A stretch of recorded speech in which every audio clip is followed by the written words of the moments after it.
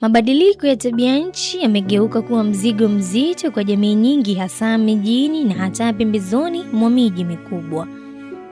Katika mzunguko huu wa mateso, wengi hupoteza si tu mali, bali pia makazi, familia, kazi na hata matumaini ya kuishi. Watoto, wanawake na watu wenye ulemavu wameendelea kuwa waathirika wakubwa wa athari za tabia nchi.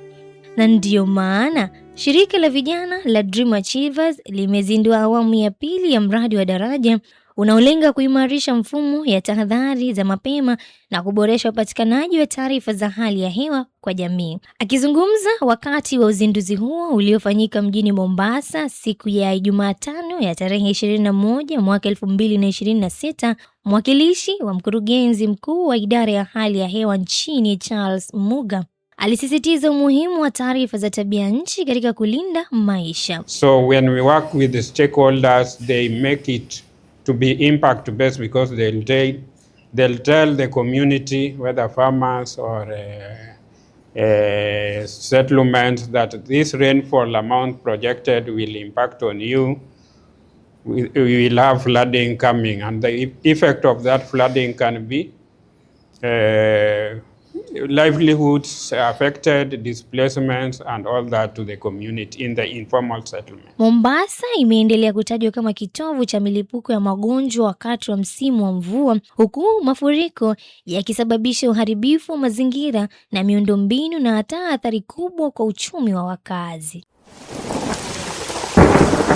Mwakilishi wa idara ya hali ya hewa kaunti ya Mombasa, Joseph Omolo, alieleza kuwa changamoto kubwa bado ni tafsiri ya utabiri wa hali ya hewa katika ngazi ya jamii, jambo ambalo linafanya baadhi ya wananchi kupuuza au kushindwa kuchukua hatua mapema. We have all realized in our forecasts at times the interpretation by the community is very low.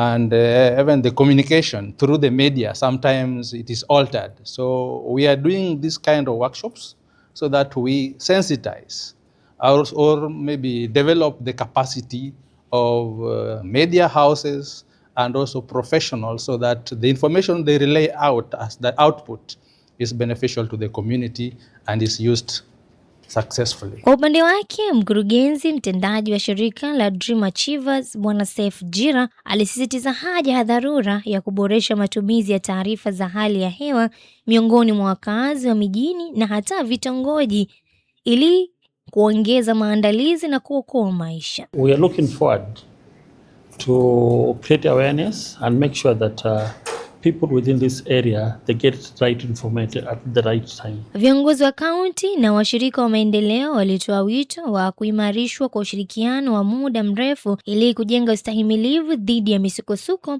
ya tabia nchi. Baadhi ya jamii imekosa imani kulingana na utabiri wa hali ya hewa, lakini pia viongozi wa idara husika ya tabia nchi mjini Mombasa wametaja kuwa jiografia ya mji huo ndiyo sababu kuu kubadilika kwa ratiba ya hali ya hewa hata baada ya idara ya hali ya anga kutoa tahadhari. Alfred Mwakio alisisitiza kuwa athari za kiuchumi ni changamoto na lazima iwe ya kieneo kutokana na tofauti za idadi ya watu na mzigo unaoangukia bajeti za kaunti wakati wa majanga. Mkurugenzi wa programu ya Daraja nchini Kenya, Pascal Mukanga, alisema mifumo ya tahadhari za mapema ni nyenzo muhimu katika kuokoa maisha na kuboresha mipango na kuhakikisha udhabiti wa kiuchumi. And thereby it will help the people to save their lives, it will help people to save their properties, it will help people to improve their quality of life because then they're able to plan themselves better and more adequately prepare. And we hope that at the city level that it will also support the strengthening of the resilience of infrastructure. Kwa upande wake, naibu kamishna wa kaunti ndogo ya Kisauni, Jamlek Mbuba, alitaja mafuriko kuwa changamoto kubwa katika eneo hilo, huku akieleza kuwa mradi wa Daraja umekuja wakati muafaka ambapo pwani inajiandaa na msimu wa mvua inayotarajiwa hivi karibuni. I'm happy that the project has come actually early now before the rains. And since we're talking about early warning, and as I said before, that's more on preventive than curative. That people will be able to get the message before it disaster comes. Ikumbukwe kuwa takwimu zinaonyesha ni takriban 40% pekee ya wananchi wanaopata taarifa za tahadhari ya mapema, huku zaidi ya 60% ya wakazi wa Afrika wakikosa huduma hiyo. Mradi wa daraja unaofadhiliwa na serikali ya Uingereza kupitia Wizara ya Mambo ya Nje, Jumuiya ya Madola na Maendeleo, yani AFCDO, chini ya mpango wa Weather and Climate Information Service WISA, baada ya kufanikiwa kupitiwa kwa jaribio jijini Nairobi, sasa mradi huu umehamishwa Mombasa ili kupanua huduma za taarifa za hali ya hewa kwa jamii za pwani. Uzinduzi huo uliwakutanisha viongozi wa kaunti, taasisi za kitaifa, mashirika ya kibinadamu, asasi za kiraia na washirika wa maendeleo, huku wadau wakionyesha matumaini makubwa kuwa mradi wa daraja utaziba mapengo ya taarifa za tabia nchi, kuimarisha mifumo ya tahadhari za mapema na kulinda maisha na mazingira ya wakazi wa kaunti ya Mombasa. Na kwa hakika Dream Achievers Youth ni zaidi ya jina.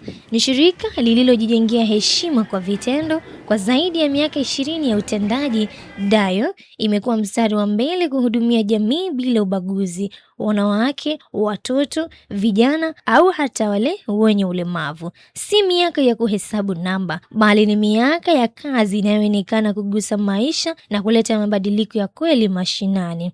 Na kupitia uongozi dhabiti wa Bwana Seif Jira, mradi huu umefika wakati muafaka, wakati ambao jamii inahitaji si ahadi bali suluhisho la kweli. Na ndiyo maana wasemao husema kuwa akiba ni kinga, tahadhari ni uhai. Pale ambapo taarifa sahihi zinawahi, maafa hupoteza nguvu, na pale ambapo jamii inaandaliwa mapema, basi hata dhoruba kali hupita bila kuangusha matumaini. Kupitia mradi wa daraja, matumaini mapya yanaonekana kuchipua. Nimekuwa mtayarishi na msimulizi wa makala haya, Hafsa Juma.